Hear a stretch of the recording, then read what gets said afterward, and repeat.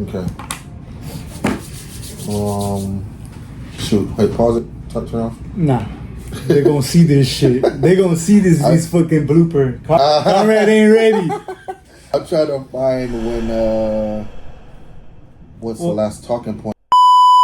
Yeah, well, just to get back into it, we're talking about collecting people's finances. Yeah.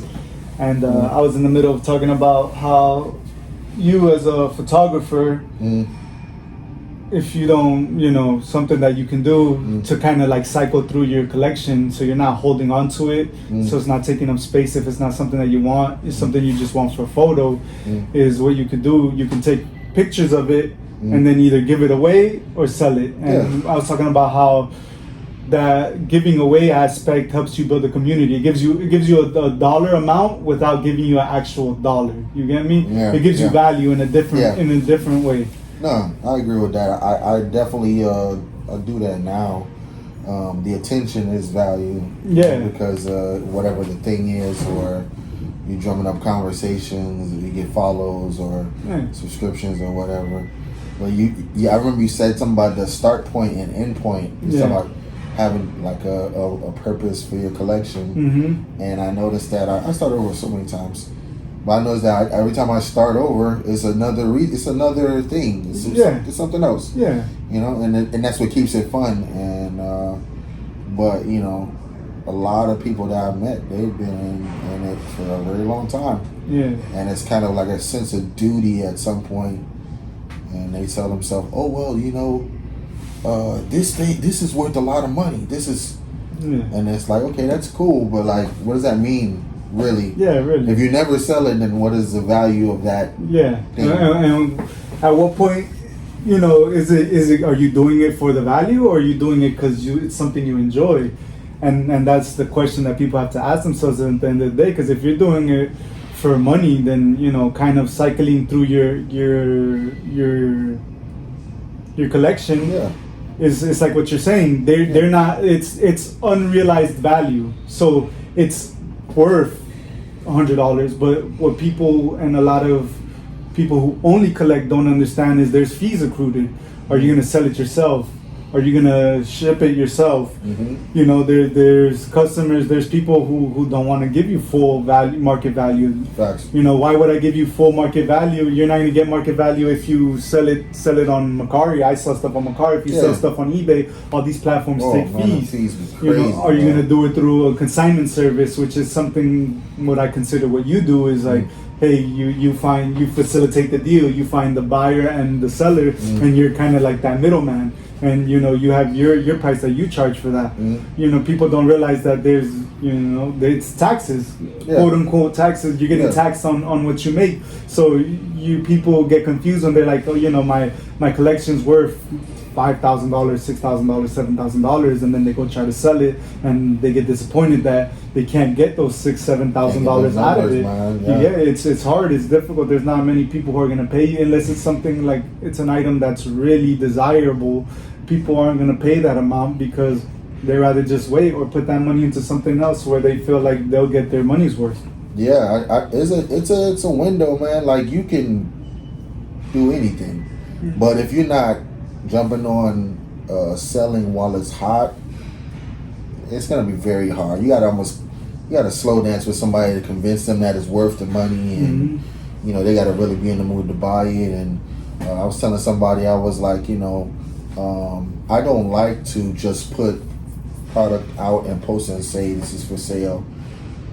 It's almost like aimless. You know what I'm saying? So I like to talk. Shooting in the dark, right? Yo, I hate throwing the dart and hoping it lands. It's like standing in the middle of the road with a sign, like, "Hey man, let me wash your car." It's really what it is. So, finding the person is. I pride myself on finding the person first. Finding, there's people that talk to you. They're telling you, "Are you listening?" They're telling you things. So and when I find those audiences, then I kind of keep it in that niche. Like, okay, I know I can go here because these guys want this. Yeah. You have to keep record of that stuff. Yeah. But these other outlets like Mercari and whatnot and eBay, you pay them to do that for you. You know what I'm saying? So like, instead of doing it yourself, like you can do it yourself, but it's more legwork. Yeah. You're giving them money because they're doing it for you at a faster rate, you know. And I just think it's fun, man, to just enjoy it for what it is. I do like the ability to have things that have value, and you can get some of that value back or get more. Yeah. You know, because you've done the legwork to find the item when it was sold out and all that.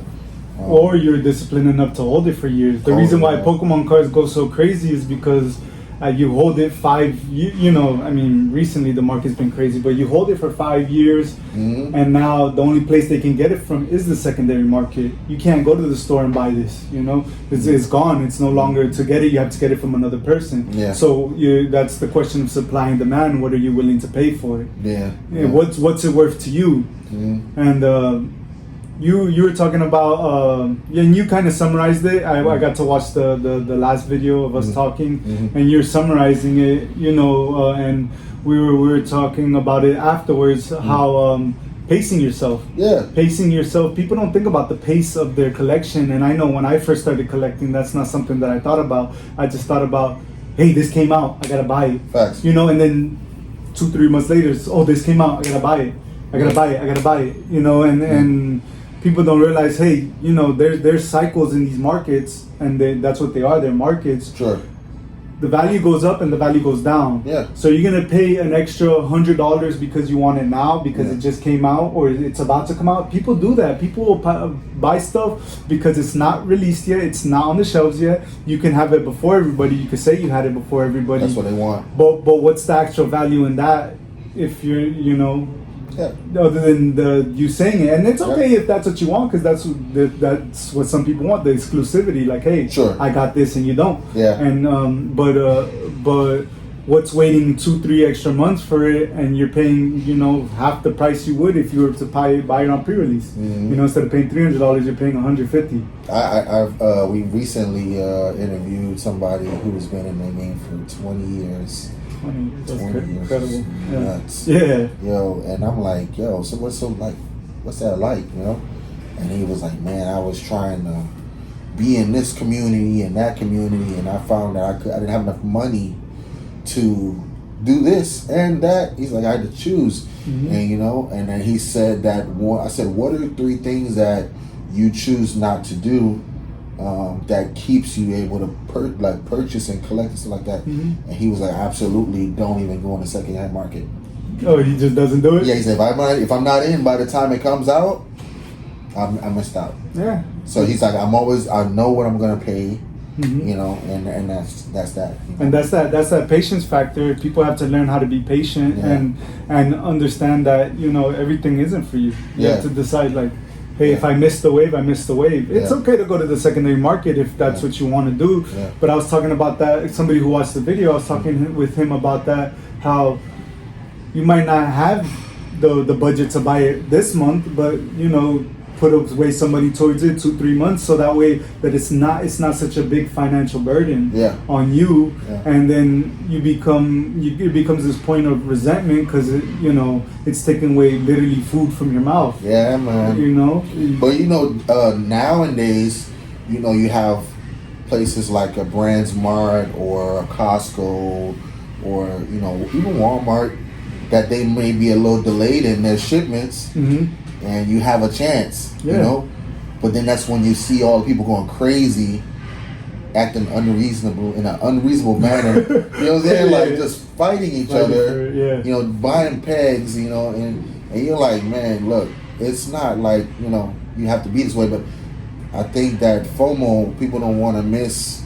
You know, but there is some chances where if you wait it out, like he said, the second one was he wanted to be patient. Mm-hmm. He was more patient. So he's like, you know, Ross and all that other stuff, and you know, these other you know, retailers are allowing you to get these things at a reduced price, and it's never been like that where, you know, there was delayed shipment. But ever since COVID, it's been like not everything comes out at the same time. Some places like GameStop might have, you know, after everybody's runs all other stores, you know, you can go there, but it's just, you know, you have to really be focused. You have to be narrow-minded. Yeah. You know, because he said, man, I got this room, and it was all around him, and he said, I got another room, and I got the basement. I was like, yo, So how much is it that you're gonna enjoy?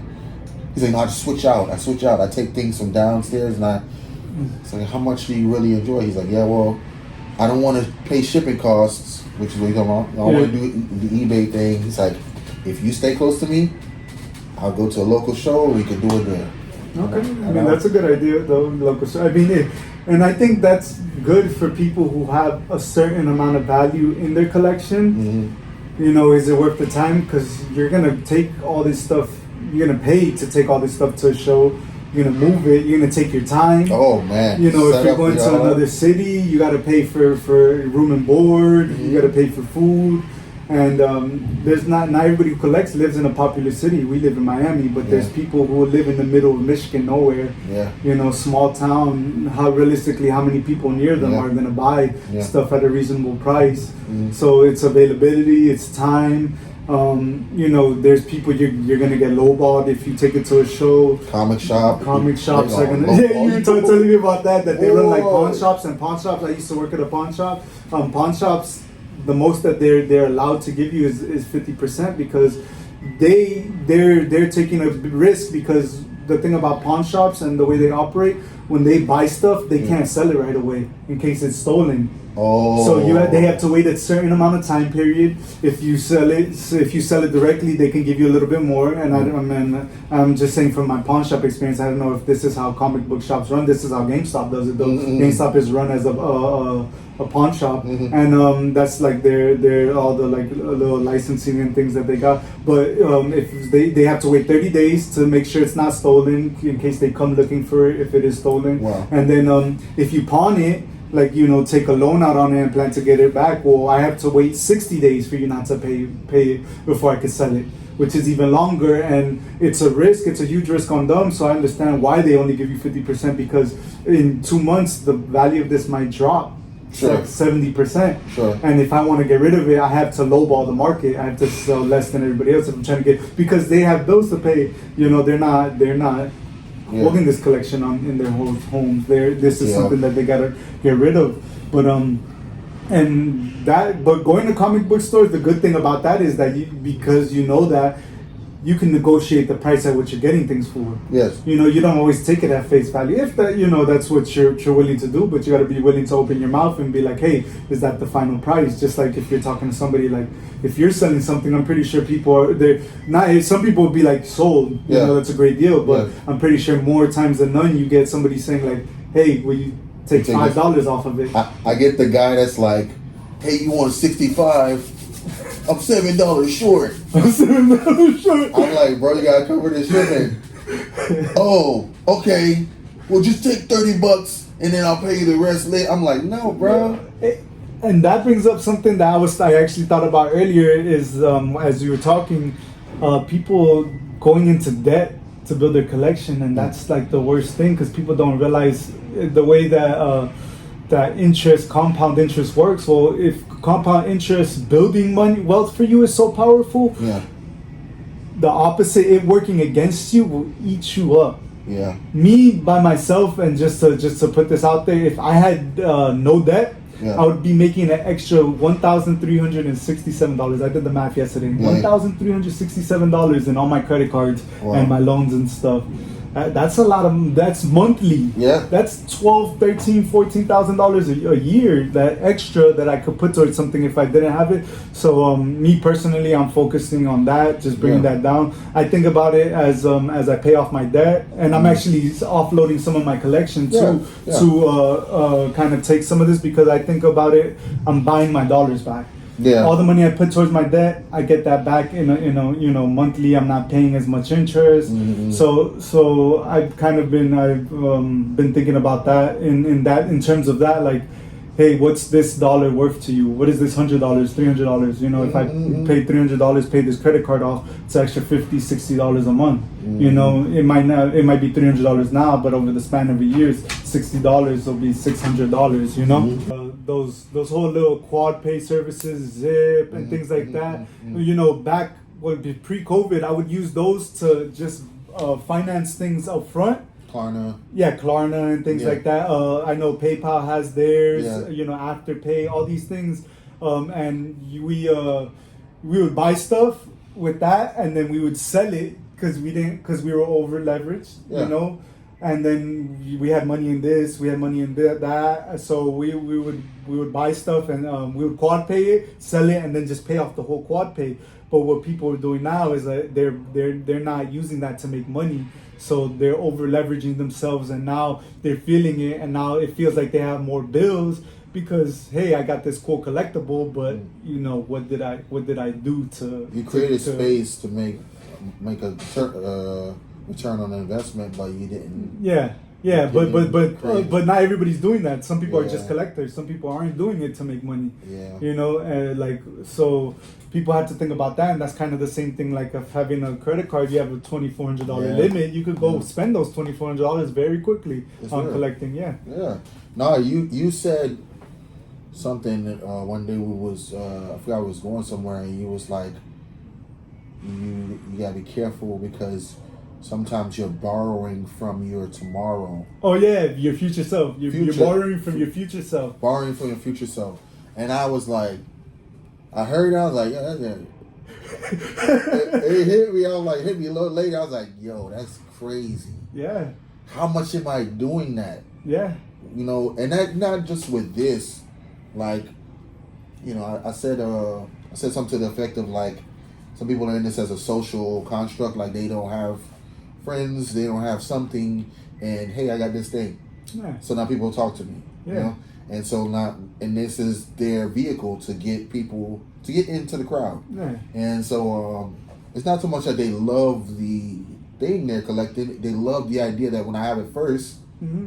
it's automatic attention, you know, Yeah. and so they're going into debt for attention Yeah. versus actually using this for something or making money off of it and stuff like that. And I'm like, man, like I wonder how far that goes. Yeah. You know, like, and if you get caught up in the nostalgia too deep, you almost stay there instead of doing something more with it. You know what Yeah, I I mean? get Like, you. I get you. you stay in the Everybody wants to be a part of something. yeah. So And- no, but yeah, that's pretty much. Yeah, everybody wants to be a part of something.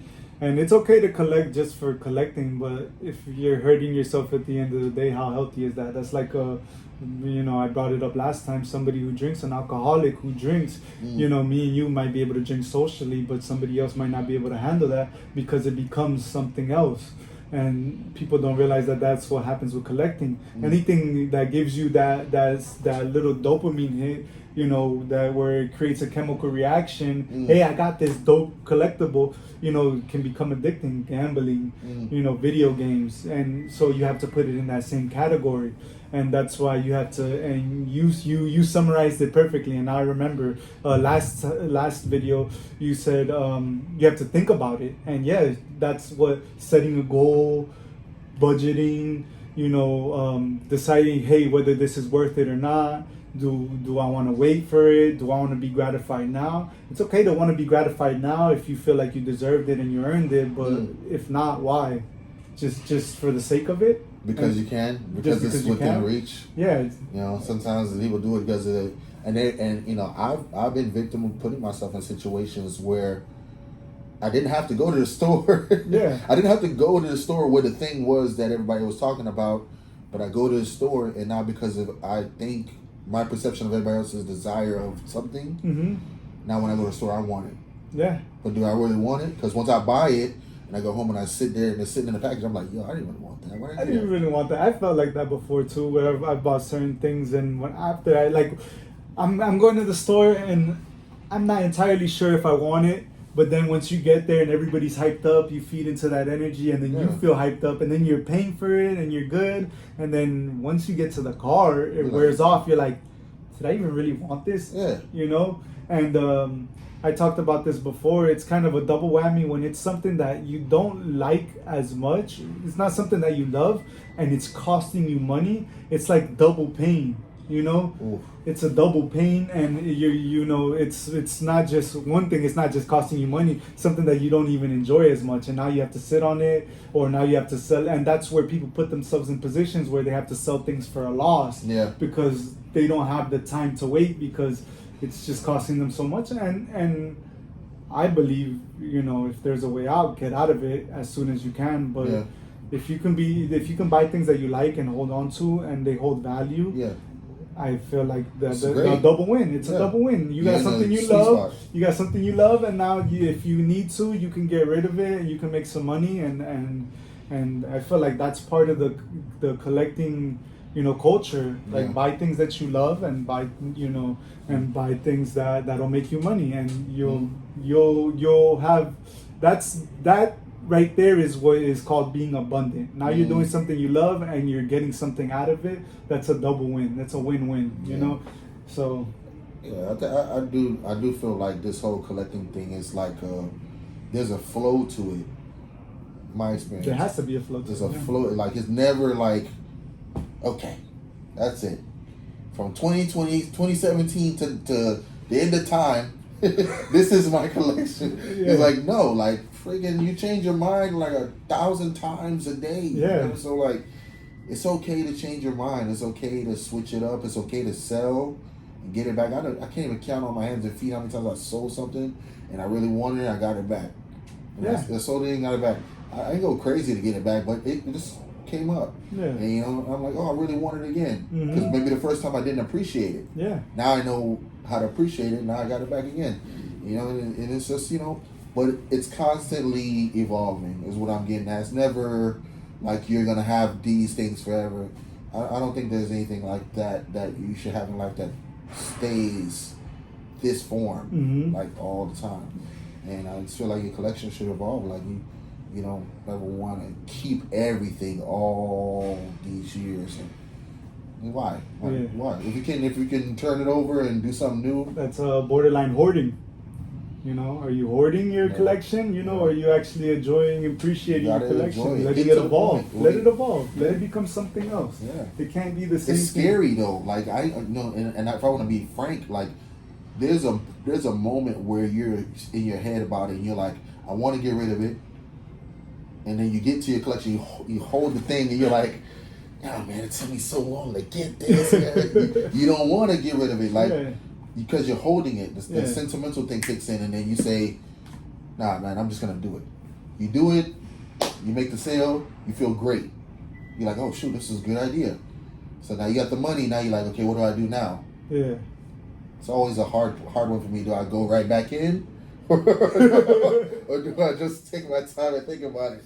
And I try to give myself a few days. So do you do that with like specific items or like with your collection as an entirety? Well, no, at first it was the entirety. Now it's specific because some things I think are great, and I'm like, this is the best that I've seen. I don't see anything better, so I'm not gonna get rid of this yet. Yeah.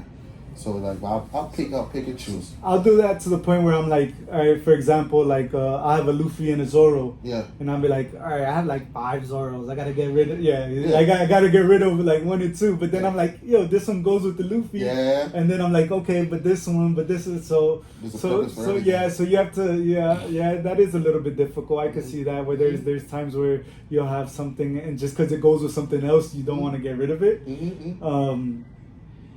Do you normally just get rid of everything?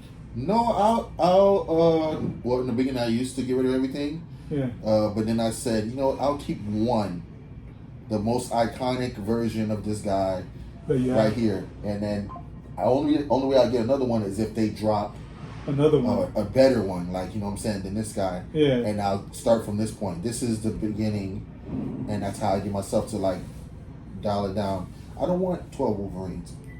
Who wants 12 Wolverines? Like, let me just chill out, one Wolverine, and if I see a newer one, it has to be newer and has to be better, and I'll be like, okay, I'll entertain that. And then the journey from this point to there is so much more fun because, like, you don't have to turn up no more. Like, you done had all that stuff back there, and now you gotta wait. But, in between that time, you cannot be focused and grab anything that you can grab with money. Yeah. Or you can actually hyper focus on, I got some time. I can use this money for something else. When the other stuff comes around, I'll pre-order it. Yeah. The right way, like the right way. You know what I'm saying? I got you. Take your time. Like, pre-orders are not meant to overwhelm you. You know what I'm saying? So